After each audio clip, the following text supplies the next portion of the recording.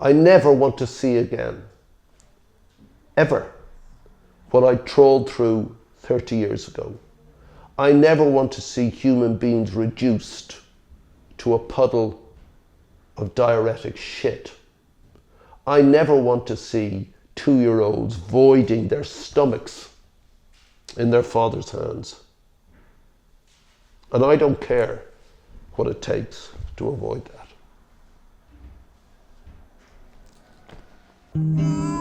3 decades have passed since a BBC News report of a devastating famine in Ethiopia moved the world and motivated Irish punk rock singer Bob Geldof to stage a series of concerts that raised millions of dollars of aid. Now, Geldof is at the forefront of a different financial wave reaching Ethiopia. He is chairman of 8 Miles, a private equity firm investing in Ethiopian companies. Have you invested in 8 Miles? Yeah, of course. You know, I have to. It's skin in the game stuff, isn't it? How much have you invested?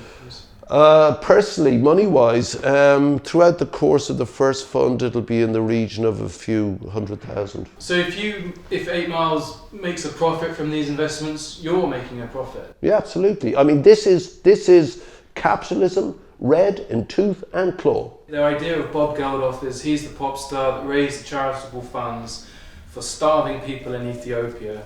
And now he's investing in companies in Ethiopia and stands to make a profit. Some people struggle with that. Well, what I do with the profit is my business. Sure. But what the investors do with their profit is entirely their business. And what they will do is reinvest in other companies. By red in tooth and claw, I don't mean you scratch my back and I'll claw yours. No, it's about trade, which is capitalism, makes countries viable.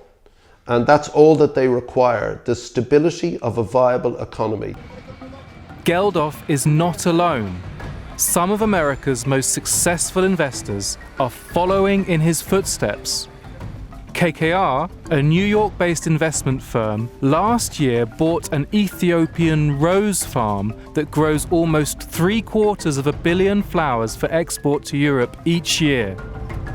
Blackstone, also based in New York, plans to build $1 billion+ pipeline, and hedge fund manager Paul Tudor Jones is backing a $2 billion geothermal power project. For Geldof, investing comes with responsibilities. You know, the PE guys, I mean, of course, you know, they want returns, but it doesn't mean that they have to be rapacious. And, you know, frankly, most aren't. Rapacity isn't very good for returns. From 8 Miles' perspective, we come with all the rigor of European labour law and local labour law. And I think that KKR or any of these guys going in, if they don't have that, they absolutely must have it. Do you have to be any more respectful in Africa than you would be investing in an American company? No. You treat people with dignity. You know, Africans aren't infants. They're not a special case. They're sentient, intelligent, capable human beings. The investors are assisting a historic shift.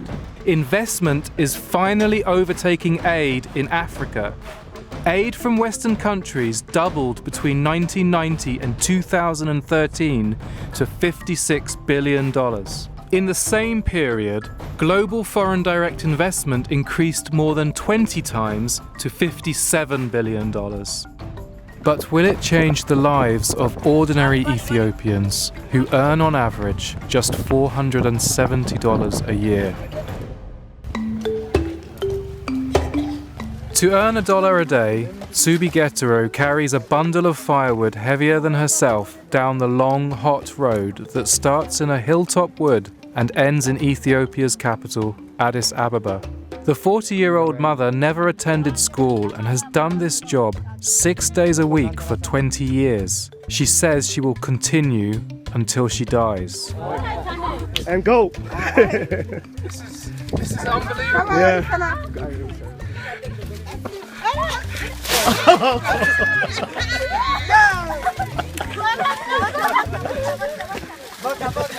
Across Ethiopia, one of the world's poorest countries, women work hard to bring up their families and earn precious cash. Hundreds of women and men make a living scavenging for recyclable materials on the hill of trash that makes Addis Abeba's city dump. South of the capital, worker Birbu works as a day labourer on tomato farms, earning a few dollars a day if she can get hired. As investment overtakes aid across Africa, how might this trend change Tsubi Getaro's prospects or those of her children? We need to see investment linked to things like employment creation in the continent. That it would be very positive for the broad groups within the population. On KKR's Rose Farm near Ethiopia's Lake Ziwe, Basha Kadir earns $600 a year wrapping flowers for export to Europe. Basha says the job is better than the alternatives, like picking tomatoes or working as a maid in the Middle East. She has a permanent contract, maternity leave, a pension, and access to a hospital and schooling for her child. The World Bank's IFC unit says the Rose Farm provides adequate working conditions, although it identified problems including employees working too much overtime and no process for handling workers' complaints. KKR said the farm is working on these points. As Ethiopia opens its economy to Western investors, its political system is becoming more closed, human rights organizations say. The country's only opposition member of parliament doesn't plan to stand for re-election in the general election due this May.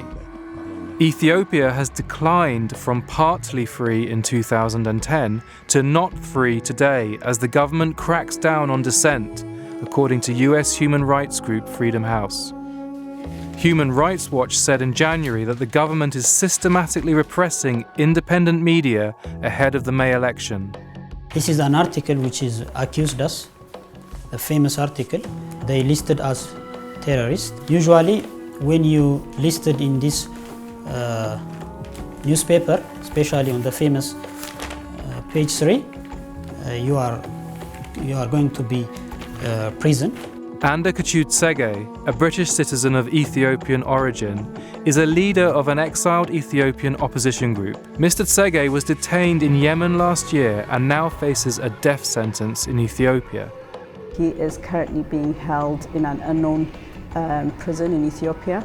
The UK government has been asking for consular access, but they still don't know where he's being held. We don't know where he's being held or in what condition.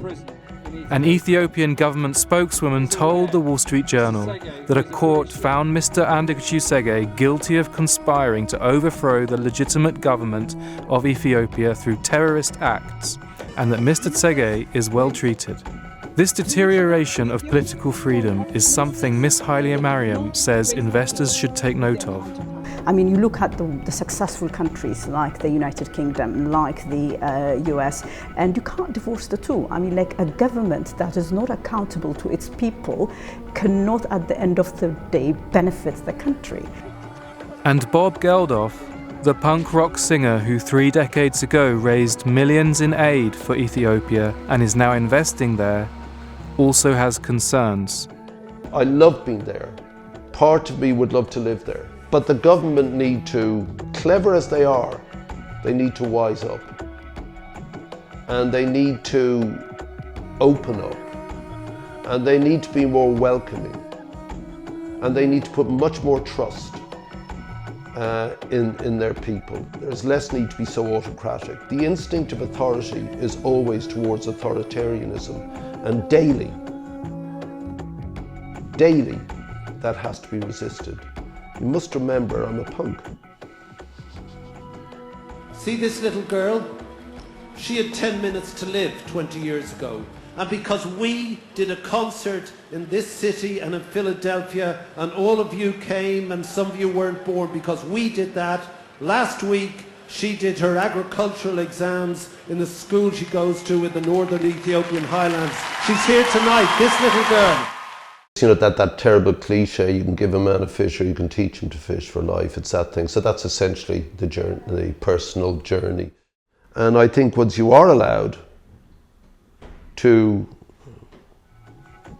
imagine yourself into existence, then you demand your individual freedom.